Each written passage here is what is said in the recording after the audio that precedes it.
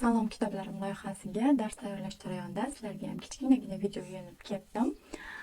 6 yoshdan keyingi bolalarga turli tilni o'rgatishdagi mana shunaqa ixcham kitoblarni tavsiya qilaman. Bu kitoblarda masalan barmoqlar finger qo'shig'ini aytib aytsak bo'ladi. One finger, two finger, three finger, one finger, one. Two finger, three finger, where are you? Here I am, how do you do?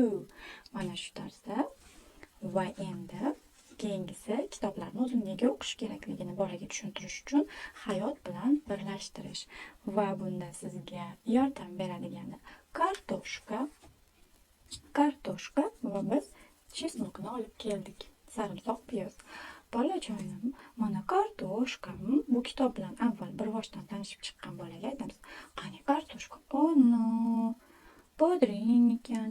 Oh no, kartoshka emas. Oh no, rediska. Qanisan kartoshka? Mana kartoshka. Mana buncha shirin, mana qarang, kartoshka. Buncha shirin.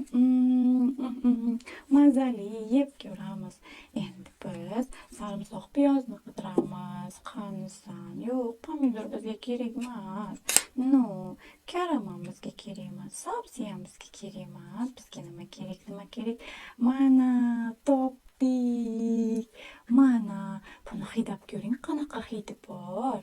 Ya'ni bolalarni mana shu kitoblar real narsalarning hayotni ko'rsatish haqidagi tushunchalarni berib o'tish. Buni turli xil tillarda tashkillash mumkin. Endi keyingisi bolani qiziqtiradigan kitobimiz, ya'ni harakatlanuvchi kitoblarimiz. Masalan, mana bu maymunchamiz, bilaman, buzilib tushgan. O'ynab tashlanganidan. Ya'ni monkey banana, mana qamarlardi. Monkey banana, monkey banana, monkey banana. I like to eat banana. I like to eat banana.